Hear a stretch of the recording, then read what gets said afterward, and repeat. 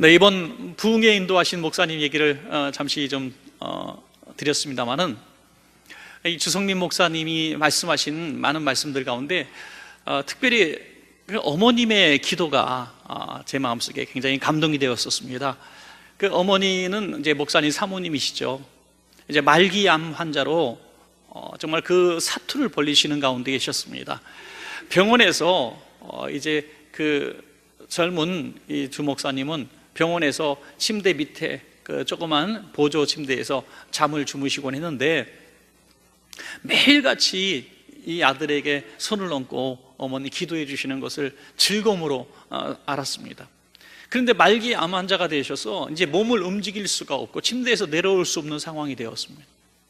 그런데 한참 잠을 자고 있는데 늦은 밤에 이 어머니가 아들을 위해서 너무나 기도하고 싶은데 침대에서 내려갈 수가 없는 거예요. 또 아들이 자니까 깨울 수도 없는 거예요. 그래서 뭐 쿵 소리가 나서 눈을 떠보니까 어머니가 이 아들이 바닥에 누워 자니까 바닥으로 몸을 굴려서 스스로 떨어뜨리신 거예요. 그게 바닥에 몸을 내던지셔서 떨어지셔서 그 몸이 부셔져라 고통스러워하는 가운데 아들의 머리에 손 얹고 기도하시다. 그렇게 한참 기도하시다가 지쳐서, 피곤해 지친지 또 몸이 아파서 지치셨는데 지쳐서 그대로 아들의 품에 가슴에 머리를 대고 계시더니 그대로 돌아가셨다는 거예요. 그게 마지막 어머님의 모습이었다는 거죠. 참 그 말씀 듣고 주 목사님이 고백한 대로 나는 지금 부모님의 기도 덕분에 지금 이렇게 살아 있습니다. 서 있습니다. 나는 아무것도 잘한 것도 없고 잘난 것도 없는데 다 이 부모님의 기도 덕분입니다라고 고백하는 것을 들으면서 참 감동을 받았습니다. 우리가 믿음의 부모님, 믿음의 가정을 이뤘다는 것은 정말 어마어마한 축복인 줄로 믿습니다, 여러분. 그런데 오늘 본문을 통해서 저는 그런 어머님의 마음 느낄 수 있는 예수님의 기도를 볼 수가 있는 것이죠. 그래서 이 요한복음 17장을 대제사장의 기도라고도 하지만 저는 부모님의 마음을 닮은, 또 그렇게 깨닫게 해주시는 우리 예수님의 최후의 기도다, 저는 그렇게 생각을 합니다. 겟세마네 동산에서 그 십자가를 지시기 위해서 정말 땀과 피를 다 흘려가시면서 하시는 그 기도보다 어찌 보면 이 제자들을 위한 마지막 기도, 남겨질 제자들, 십자가를 지시기 전에 남겨질 제자들을 위해서 하시는 기도가 얼마나 마음을 우리 감동을 주고 또 우리에게 참 우리 주님의 사랑을 느끼게 하는지도 모르겠습니다. 그런데 이 제자들을 위한 기도가 제자들만을 위한 기도가 아니었다는 것을 주님이 말씀하신 이 부분이 있어서 얼마나 감동이 되는지 몰라요. 요한복음 17장 20절에 내가 비옵는 것은 이 사람들만 위함이 아니요 또 그들의 말로 말미암아 나를 믿는 사람들도 위함이니 그랬어요. 제자들만 위한 것이 아니라 제자들이 증거한 복음을 듣고 예수님을 믿는 저와 여러분, 오늘 이 시대에 우리들을 위해서도 기도하시는 것이다라고 말씀하셨다는 거예요. 사랑하는 여러분, 그래서 이 오늘의 제목이 맞는 겁니다. 제자들을 위한 예수님의 중보기도가 아니라 바로 우리들을 위한 예수님의 중보기도인 줄로 믿습니다. 여러분, 이 중보기도가 뭡니까? 이 중보기도는 사실 좀 어려운 말이기도 합니다. 그래서 이걸 잘못 오해해서 중보기도는 틀린 말이다, 또 맞는 말이다, 이렇게 다툼도 있었습니다. 사실 이 하나님과 죄인인 인간 사이에 중보자는 예수님밖에 없습니다. 중보자는 예수님 외에 있을 수가 없어요. 왜냐하면 하나님과 사람 사이에 막힌 담을 열 수 있는 것은 어떤 착한 사람이, 능력 있는 사람이, 기도 많이 하는 사람이 열 수 있는 게 아니기 때문이죠. 그래서 대제사장이신 예수님이 스스로 제물이 되셔서 몸을 깨트리셔서 죽으심으로 하나님과 사람 사이를 화목하게 하는 기도를 하셨기 때문에 예수님만이 중보자가 되시는 것입니다. 근데 우리는 이제 남을 위해서 기도할 때 중보기도 합시다 이렇게 이야기를 하죠. 그래서 이게 틀렸다 해서 대한민국의 제일 큰 교단 중에 한 교단이 중보기도라는 말을 쓰지 말라고 총회에서 결의하기도 했었죠. 그러나 몰라서가 아니라 중보기도 말대로 대신 도고의 기도를 해라. 도고, 다른 사람을 위해서 이렇게 기도한다. 그래서 도고라 하라. 이렇게 도고라고 바꾸지만 도고 갑자기 중보기도회 쓰다가 도고기도회 그러니까 좀 이상한 것 같아요. 그래서 그냥 중보기도회 쓰는 것입니다. 의미가 중요한 게 아니라 그 뜻을 이해하는 게 중요하겠죠. 여러분, 정리하자면 하나님과 죄인인 인간 사이에 중보자는 예수님밖에 없습니다. 예수님밖에 없어요. 그러나 하나님과 사람 사이에 담은 이미 허물어졌습니다. 예수님의 보혈로 이미 그 중보의 역할을 하셨기 때문에 이미 허물어졌어요.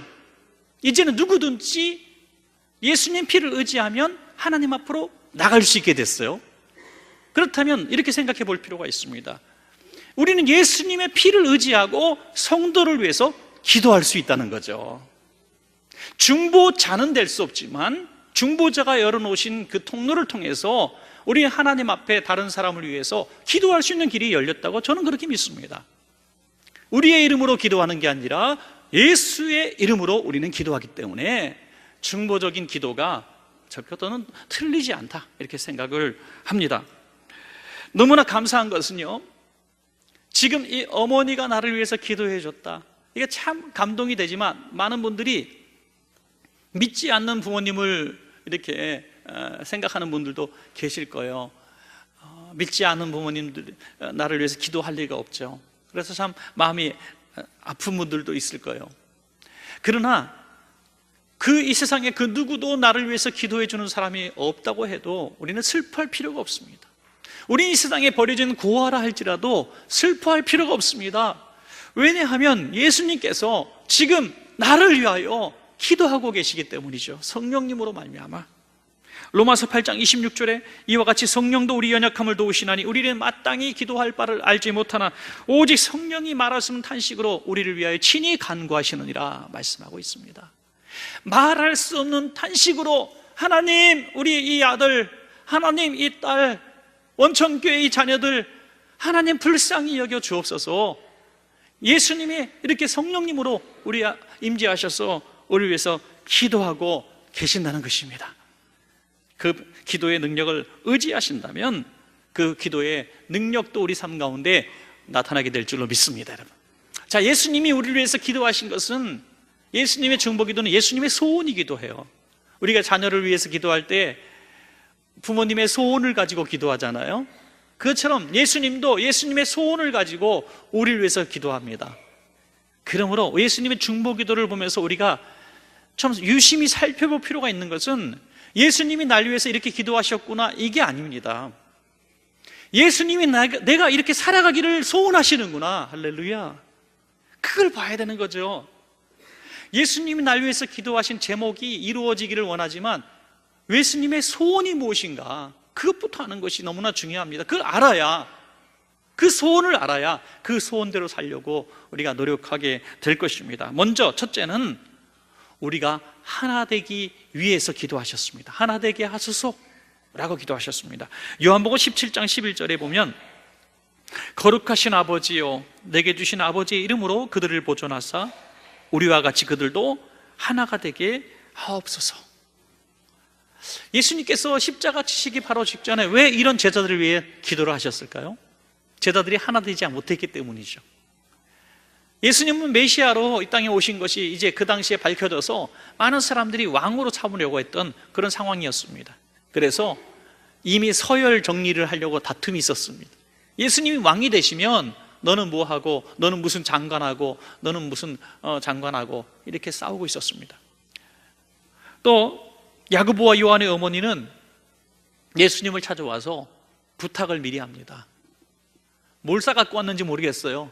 뭐 먹거리를 좀 싸갖고 왔는지 돈을 좀 품속에 품고 왔는지 몰라도 이제 예수님 앞에 와서 미리 딱 이렇게 로비를 합니다. 우리 두 아들 예수님 왕이 되시면 하나는 좌편에 한 사람은 우편에 영의정 좌의정 만들어 주십시오. 이 정도로 예수님이 이 나라 이스라엘의 왕이 될 것으로 사람들이 믿고 있었다는 거죠.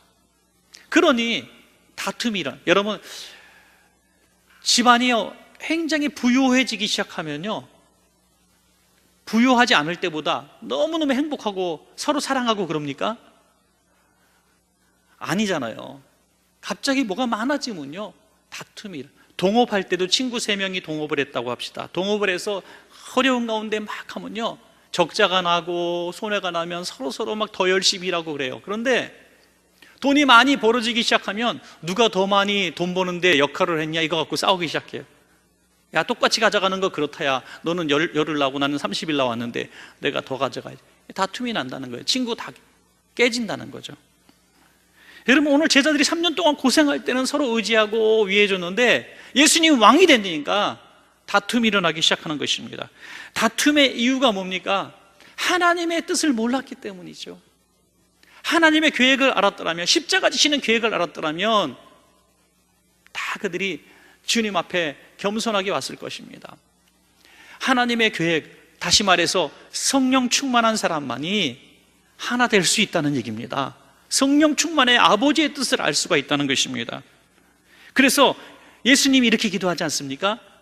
하나님 아버지와 제가 하나가 된 것처럼 제자들도 하나가 되게 해 주십시오. 예수님은 하나님 아버지의 뜻에 복종하기 위해서 겟세마네 동산에서 피땀 흘린 기도를 하셨다는 거예요. 그래서 하나님 아버지와 하나가 됐어요. 그래서 성령으로 하나가 됐다는 겁니다. 제자들은 기도하지 않았습니다. 마태복음 11장 29절에 나는 마음이 온유하고 겸손하니 나의 멍에를 메고 내게 배우라. 주님의 마음이 뭡니까? 우리가 성령 충만하면 주님의 마음을 담게 된다는 거예요. 우리가 노력을 막 할 필요도 있습니다, 사실. 그러나 노력한다고 되진 않아요. 내가 성질 좀 부리지 말아야지, 내가 좀 겸손한 사람이 돼야지, 내가 좀 온유한 사람이 돼야지, 내가 좀 성실하게 살아야지, 내가 좀 악한 것들은 끊어야지, 아무리 결심해도요 잘 되지 않아요. 10년이 지나도 20년이 지나도 잘 고쳐지지 않습니다. 그런데 여러분, 성령으로 충만해지니까 성령께서 강권하여 사람을 바꾸시는데 눈빛도 변하고 태도도 변하고 삶도 바뀌더라고요. 놀라운 변화의 역사는 성령님이 역사하실 때 있게 될 줄로 믿으시기 바랍니다. 성령님이 나와 하나가 되시는 순간에 아버지의 뜻을 알게 되고 또 하나가 되기 위해서 더 겸손하고 온유한 마음을 갖게 된다는 것입니다. 우리 교회도 지금까지 이렇게 평안하게 지내올 수 있는 이유가 뭔지 아시죠? 하나님의 은혜, 또 성도들의 열심, 이런 것들로 우리가 평가할 수 있지만은 사실 저는 또 다르게 봅니다. 그것은 하나님의 성령께서 우리 가운데 함께 하시기 때문입니다, 여러분. 성령님은 하나 되게 하시는 분이십니다. 누군가 왜 분열하고 싶은 마음이 없겠습니까? 왜 생각이 다른 이야기를 하고 싶지 않겠습니까? 왜 정죄하고 싶지 않겠습니까? 왜 불평하고 싶지 않겠습니까? 그런데 인격이 수양이 잘 돼서 잘 참아오셨습니까? 내가 성숙해서 내가 한마디 안 하면 평안하니까 내가 참자 이렇게 인내하셨습니까? 아닙니다. 그런 일들이 중간중간에 도초도초해서 수만 번 있었다 할지라도 하나 되게 하시는 거대한 이 우리를 다스리고 정복하시고 보이지 않으시는 그 성령님이 우리를 하나 되게 하셨기 때문에 우리가 하나 되어 있는 것입니다, 여러분. 가정도 마찬가지고 나라도 마찬가지고 교회도 마찬가지라고 하는 것입니다. 죄의 특성은 항상 분열되게 하는 겁니다. 성령님이 떠나시면 분열됩니다. 성령님이 떠나시면 깨어집니다. 그러나 성령님이 역사하시면 하나 되게 하십니다. 저는 이 사실을 분명히 믿습니다. 어떠한 이유도 어떠한 핑계도 저는 다 핑계라고 봐요. 정당하지 않습니다. 성령님은 하나 되게 하십니다, 여러분. 우리는 너무나 사소한 것 때문에 깨어지고 할 때 또 분열되고 서로 다투고 할 때가 많습니다. 그것은 그 순간 성령님의 지배를 받지 못해서 그래요. 우리의 생활 습관이 전에 한번 드린 것 같은데 실제로 영국의 어떤 가정에서 한 사람은 치약을 끝에서 짜고 한 사람은 중간에서 팍팍팍 짜는 거예요. 그래서 그것 때문에 매달 다퉜다는 거예요. 당신 치약 끝에서부터 짜라고 왜 맨날 중간부터 짜고 내가 맨날 돌돌 말아서 쓰게 하냐고, 귀찮다고, 어떻게 그렇게 가정교육을 받았냐고, 이래서 이혼했대요. 예. 그런데 제가 더 재밌는 것은 이 이야기를 하는데 그 자리에 있었던 목사님이 저도 그래서 창피를 당한 사람입니다 그래요. 무슨 말씀이냐 그랬더니 본인은 치약을 끝에서부터 쫙 짜는데 집에 사모님은 중간에서부터 막 짜는 거야. 애들도. 그러니까 화가 나가지고 치약에다가 중간부터 짜면 죽는다 이렇게 써놨어요, 매직으로. 그런데 그 집에 오셨던 강사 목사님이, 부흥에 오신 목사님이 그 사택에 잠깐 들어와서 화장실 갔다가 그걸 본 거예요. 그래갖고 전국 방방곳곳에 다 알려졌는데 그게 자기라고 이렇게 얘기하셨는데, 그 이 사람 이름은 밝히지 않겠습니다. 하여튼 우리는 아주 사소한 것 때문에 목숨을 걸고 사소한 것 때문에 분열되고 깨어지는 거예요. 아주 사소한 것 때문에. 그때 이런 모든 것들을 이길 수 있는 비결이 뭡니까? 하나님 아버지의 마음이 내 마음이 되면 되는 거예요. 성령님이 내 안에 역사하시면 하나 되는 거예요. 그래서 어떤 기관이나 구역이나 교회든지 어떤 일이든지, 우리가 어떤 사역의 그룹이든지 무슨 큰 일을 앞두고 있든지 먼저 하나님 앞에 간절하게 기도하셔서 성령님 우리부터 하나 되게 하여 주옵소서. 그런 기도가 있으면 모든 회의나 진행이나 모든 가운데 성령님이 역사하실 것입니다. 여러분, 성경에 나오는 위대한 인물들 가운데 저는 모세만큼 온유한 사람이 있을까? 정말 모세는 닮고 싶은 지도자의 상이 아닐 수가 없습니다. 정말 인간적인 그런 모습들도 보이지만 그 참을성 많고 그 인내심 있고 겸손하고 희생적인 그 모습들은 정말 사람이 닮아가기 너무나 높은 분이에요. 한 가지 말씀만 드리면, 그들이 금송아지 만들어 놓고 이 금송아지가 우리를 애굽에서 인도한 신이라고 춤추고 노래할 때 얼마나 모세가 혈기를 냅니까? 십계명 돌판도 깨트릴 정도로 분노합니다. 그런데 본인의 분노는, 그런데 하나님이 분노하시니까 자신의 분노를 죽이는 거예요. 여러분, 그거 놀라운 얘기 아닙니까? 우리 가정에 한 아이가 잘못했어요. 엄마가, 나도 막 집에 가서 이놈의 자식 내 다리 몽둥이 부러뜨려야겠다 그래서 퇴근해갖고 딱 왔는데 엄마가 때리고 있어 지금. 그러면요, 다리 몽둥이 부러뜨리려고 쫓아왔던 아버지가 당신 왜 그래? 참어 말려. 막 말립니다. 왜요? 그래도 애가 죽겠거든요. 이게 부모죠. 거기서 이제 내 차례, 타치매치 해갖고 당신 좀 쉬어, 이제 내가 때릴 차례야. 그렇게 때리면 애는 죽는 거예요. 예. 그게 정상적으로 자랄 수 있겠습니까? 모세는 이스라엘의 어머니 같은 분이에요. 화가 너무나 나가지고 돌판을 깨뜨리며 이놈 자식들 다 멸망당했으면 좋겠다는 마음이 있었지만, 하나님이 진노하셔서 이놈들을 내가 다 진멸하겠다라고 말씀하시는 걸 듣자마자 어떻게 기도합니까? 출애굽기 32장 32절에 그러나 이제 그들의 죄를 사하시옵소서. 그렇지 아니하시오면 원하건대 주께서 기록하신 책에서 내 이름을 지워버리소서. 이거 아무나 할 수 있는 기도 아니에요. 나를 멸망시키셔도 좋습니다.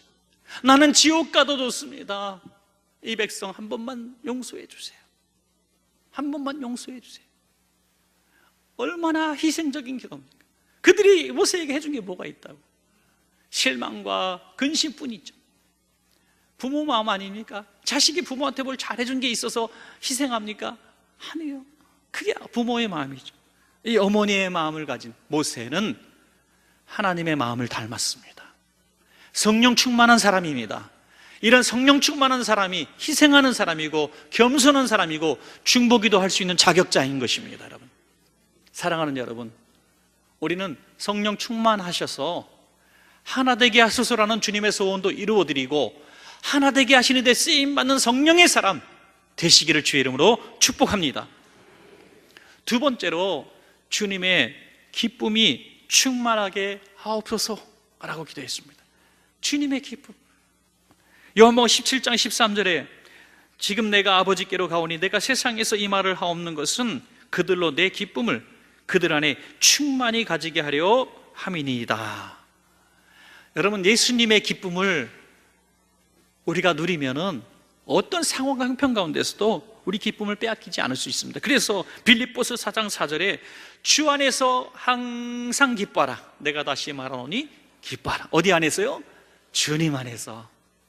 주님의 안에서, 주님의 마음으로, 성령의 마음으로 우리는 기뻐해야 한다는 것이죠. 세상은 알 수 없고 이해할 수 없는 기쁨입니다.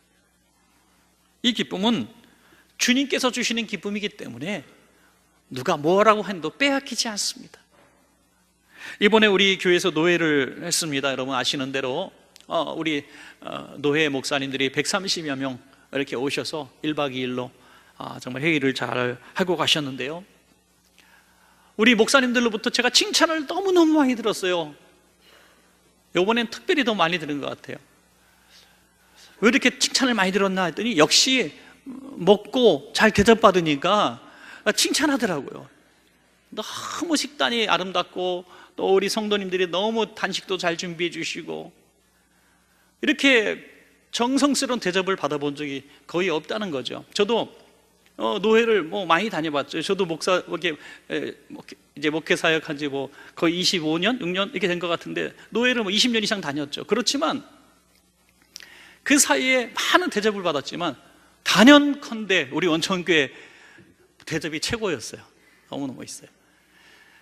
그런데 그들이 또 목사님들이 우리 성도님들을 칭찬한 더 중요한 요소가 이걸 말씀을 드리려고 그래요. 그것은 우리 성도님들이 너무 표정이 밝다는 거예요. 하도 들었던 얘기라서 감동이 없을지 모르겠지만 우리 성도님들이 표정이 너무너무 밝다는, 그것도 맞아요. 저도 많은 교회를 가봅니다. 근데 몇 사람 안내하는 사람 중에서 밝은 표정 몇 사람은 있는데 대부분의 표정들이 그렇게 밝지가 않아요. 강단에 딱 서면요, 제일 무서운 표정을 짓는 사람이 이렇게 눈을 고개를 사귀고 눈을 치켜 뭐 하는 사람이 왔나 이런 거 있잖아요. 그럼 되게 무서워요. 네. 그냥 교회가 긴장돼 있고 뭔가 터질 것 같고 그런 분위기의 교회들이 너무너무 이 땅에 많아요. 얼마나 많은 상처가 교회 안에서 있는지, 얼마나 많은 아픔들이 교회 안에 있는지 알 수가 없어요. 그런데 여러분, 저는 이렇게 생각해요. 아픔 없는 삶이 어디 있고 고통 없는 인생이 어디 있습니까? 문제 없는 교회가 어디 있습니까? 얼굴 첫 해처럼 밝은 교회에 가도 그 교회도 문제는 똑같이 있습니다. 그러면 도대체 무엇이 차이인가? 무엇이 차이인가?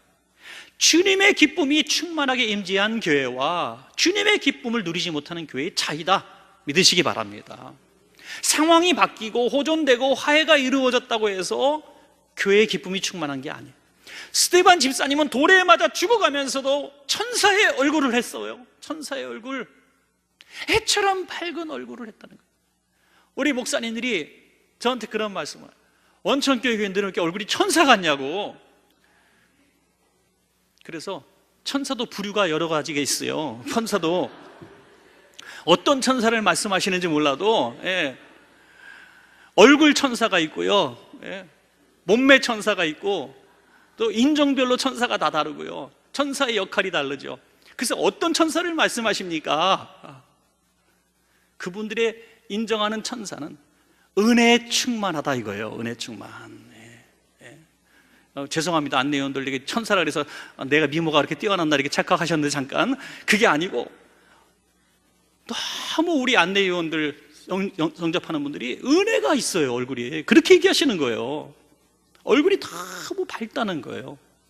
그래서 제가 단언 이렇게 얘기하죠. 당연히 얘기하죠. 목사 닮는 거 아닙니까? 목사 닮는 거 아닙니까? 그렇게 얘기하려다가 안 했어요. 하여튼 여러분, 기쁨이 충만하지 않은 교회가 무슨 교회입니까? 초대교회는 오늘 예배 드리고 내일 잡혀 죽을 수밖에 없는 상황 가운데서도 기쁨이 충만했다고 했어요. 기쁨이 충만하니까 이 기쁨을 누리고자, 이 사랑을 누리고자 구름같이 몰려들었어요. 모험의 예배 아닙니까? 오늘 예배 드리다가 잡혀 죽을 수도 있어요. 모험의 예배를 그들은 목숨 걸고 왔다는 거예요. 왜? 세상에서 누릴 수 없는 기쁨이 그 안에 있었기 때문입니다. 여러분, 예배에서 기쁨을 누리시기 바랍니다. 저는 우리 교회 성도들이 예배의 기쁨을 좀 누렸으면 좋겠어요. 사실 복장, 우리 태도, 피고, 예배 시간에 좀 졸고 이런 거 저는 아무렇지도 않아요. 예배 시간에 2-3번 나갔다 오셔도 저는 괜찮고요, 핸드폰 5번 울려도 괜찮아요. 애기가 막 울어도 상관없어요. 상관없어요. 그게 뭐 대수입니까? 그게 뭐 대수입니까? 예배 시간에 뭘 좀 실수를 해도 괜찮아요. 괜찮아요.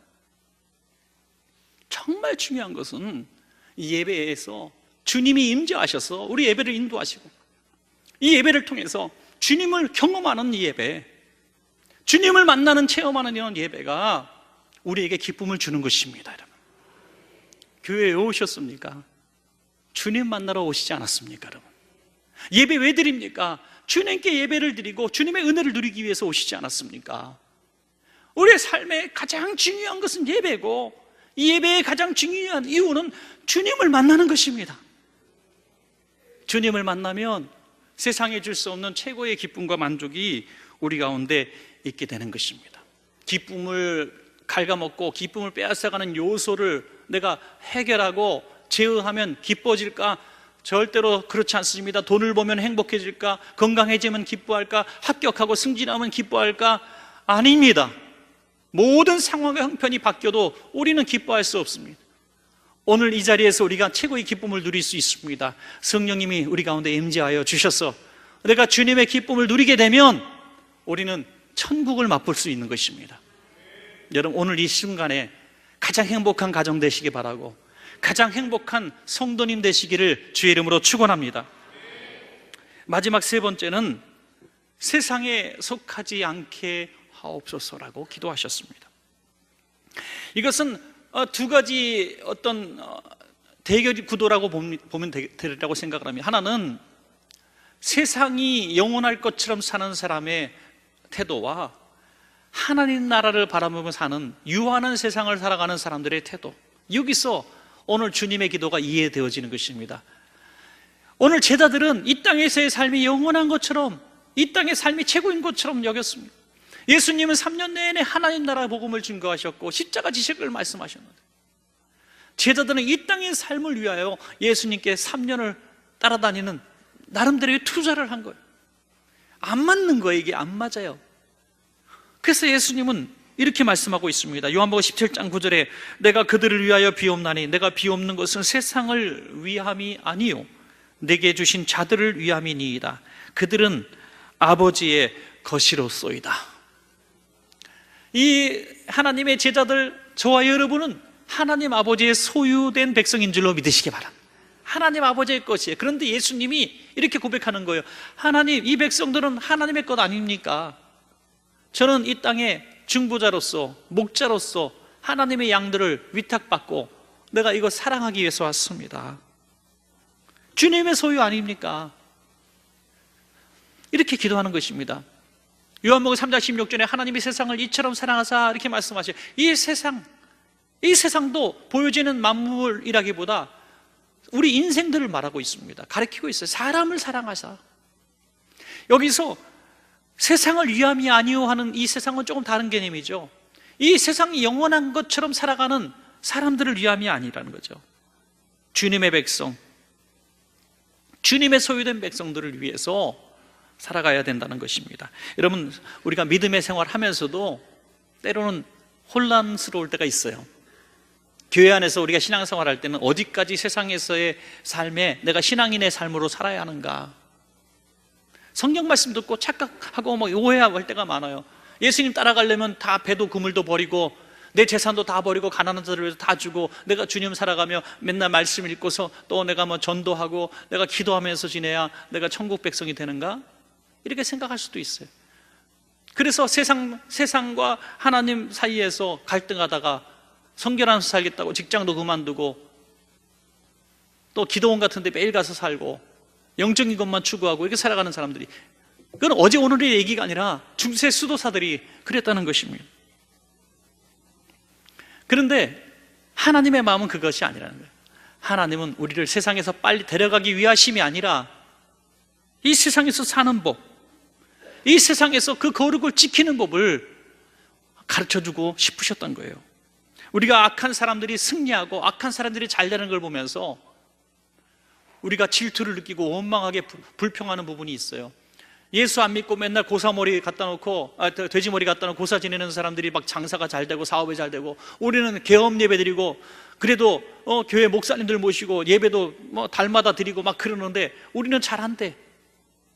그래서 바꿔볼까? 이런 마음이 혹시 들 때가 있을 수도 있다는 거죠. 왜? 장사 잘 되기 위해서. 병 낫기 위해서, 성공하기 위해서 그럴 수도 있다는 거죠. 그러나 여러분, 시편 37편 2절에 이런 말씀이 있어요. 그들은 풀과 같이 속히 배임을 당할 것이며 푸른 채소같이 쇠잔할 것이미로다. 여러분, 이것은, 이 시한이 언제를 말씀하고 있습니까? 이 세상 말하는 게 아니에요. 야, 저 사람 저렇게 악하게 돈 벌고 그렇게 하나님을 멸시하고 부자가 됐어. 야, 오늘 말씀을 내가 보니까 읽어줄게. 저 사람 풀과 같이 속히 한 3년 못 갈 거야. 그런데 5년이 가도 10년이 돼도 계속 잘 사네? 죽을 때까지도 잘 사네? 그럴 수 있어요. 그럴 수 있습니다. 예수 잘 믿는다고 사업이 다 잘 되고 예수 안 믿는다고 사업이 망하는 거 아니라는 거예요. 그러나 처음에 말씀드린 것처럼 영원한 하나님 나라를 바라보고 사는 사람은 이 말씀이 이해가 되어지는 것입니다. 길어봐야 몇 년입니까, 인생이? 그 인생에 누리는 그것들은 하루아침에 하루를 천년처럼 여기시는 하나님 앞에는 하루 시간도 안 되는 거예요. 풀과 같이 속히 배임을 당하고 저 영원한 하나님 나라에서 누릴 것들을 못 누리고 저 멸망의 지옥에서 영원토록 고통당하는 것이죠. 우리는 저 하나님 나라를 바라보는 백성으로 이 세상에서 보존되시기를 주의 이름으로 축원합니다. 여러분, 보존돼야 된다. 탕자가 집에 왔어요. 집에 온 탕자가 너무 행복하고 너무 감사하고 너무 감격스럽잖아요. 종으로 하나 써달라고 했어요. 종으로. 성경은 분명히 해피엔딩으로 끝났습니다. 아들의 신분을 회복하고 아버지는 아들을 만나 너무 행복하고 너무 잘 살아요. 그런데 탕자의 비유, 그 이후의 이야기, 그것이 알고 싶다. 딱 7년이 지났습니다. 그 아들이 몸이 쑤시기 시작합니다. 다시 그때 그 쾌락이 탐나고 그때 막 술 먹고 노래하고 그때 즐겼던 그것들이 너무너무 그리워요. 한 번만 가볼까 하더니 또 돼지우리에서 살아갑니다. 이런 얘기는 안 나왔지만 그럴 수도 있다는 거죠. 그럴 수도 있다는 거죠. 여러분, 우리가 한번 신앙인이 되고 은혜 받고 내가 이렇게 살아야 되겠다 하나님 앞에 감격하는 인생 너무 중요하지만 믿음은 얻는 것보다 지키는 것이 더 중요하다. 할렐루야. 지키는 것이 더 중요하다는 거죠. 마라톤 뛸 때 처음에 1등으로 나가면 못합니까? 들어갈 때 꼴찌로 들어가면 못합니까? 신앙은 마라톤 경주라는, 지키는 것이 중요해요. 그래서 그것을 위해서 주님이 이렇게 기도하시잖아요. 요한복음 17장 15절에 같이 한번 읽을까요? 시작. 내가 비옵는 것은 그들을 세상에서 데려가시기를 위함이 아니요 다만 악에 빠지지 않게 보존하시기를 위함이니이다. 아멘. 보존하는 거예요. 한번 우리 신앙생활을 시작하신 분이, 저는 신앙을 잃어버리고 교회를 떠나고 신앙생활 하지 않는 분들을 바라보면 너무너무 속이 상합니다. 그런데 아무리 가서 신방에서 또 앉혀놨다고 해서 오래 가지 못하더라고요. 또 떠나더라고요. 평생 10년, 20년 얼르고 얼러서 교회에 앉아도 믿음이 안 들어가더라고요. 그거 어떻게 합니까, 여러분? 성령께서 부르시고 예수의 피로 덮어주지 않으시면 저는 도무지 그가 신앙을 얻을 수도 지킬 수도 없다는 것을 목회하면서 철저하게 날마다 깨닫습니다. 그래서 오늘 강단에서 서면서 그냥 한꺼번에 이렇게 기도하는 거예요. 일일이 다 만나고 전화하고 할 수는 없지만 저는 이렇게 막 신방하고 전화하고 이런 스타일이 못 돼요. 워낙 내성적이라서 이게 잘 안 돼요. 제가 한 달 내내 성도님 전화하는 게 한 4통, 5통, 6통이라면 보면 돼요. 상상이 안 가시죠? 받는 전화는 억수로 많지만 제가 거는 전화는 그거밖에 안 해요. 신방 몇 가정 안 해요. 거기다가 제가 승부를 거는 게 아닙니다. 만나고 설득하고 밥 먹고 하면서 애걸복걸하면서 사정하는 목회, 저는 거기에 승부 걸지 않습니다. 오늘 예배 시간에 하나님 앞에 승부를 겁니다. 하나님, 우리 교회 성도님들을 좀 잡아주십시오. 예수의 피로 좀 확 부어주십시오. 오늘 예배하는 이 순간을 통해서 주님 만나게 해주십시오. 질병이 떠나가게 하여 주시고 문제가 해결되게 하여 주시고 주님을 확실하게 만나게 도와주십시오. 그것이 저는 이 승부의, 그리고 또 비결이 승리의 비결이라고 저는 확실히 믿기 때문입니다. 여러분, 세상은 얼마나 악합니까?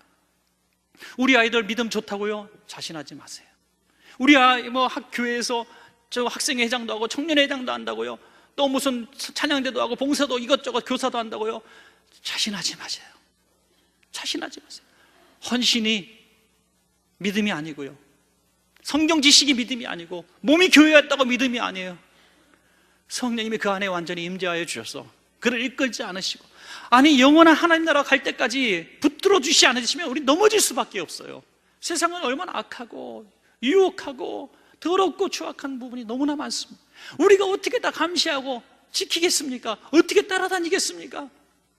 그래서 이렇게 얘기를 하죠. 부모님들은 다 자식이 착한 줄 안다고. 예. 안 그렇다고요. 가면 다 애들이 음란하고 악한 세계 속에서 다 그렇게 살아가고 있다고요. 그래서 우리는 그렇게 기도해요. 두 손 들고 주님, 우리 자녀를 위해서 기도하는 거예요. 주님, 내 자녀를 위해서 내가 웁니다. 예수님의 마음을 가지고 내가 도구의 기도를 합니다. 중보의 기도를 합니다. 주님, 저 영혼을 이 악한 세상에서 빨리 천국 가게 하는 것이 아니라 이 악한 세상에서 믿음 지킬 수 있도록 보존하여 주시옵소서. 그럴 때 우리는 주님의 소유된 백성답게 살게 되는 것입니다. 로마서 14장 18절에 우리가 살아도 주를 위하여 살고 죽어도 주를 위하여 죽나니 그러므로 사나 죽으나 우리는 주의 것이로다. 강하게 이 말씀이 우리 가운데 들어오길 바랍니다.